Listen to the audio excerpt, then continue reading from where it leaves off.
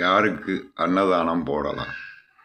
ஆபுத்திரன் என்ற ஆளவன் கையிலே அட்சய பாத்திரம் இருந்தது.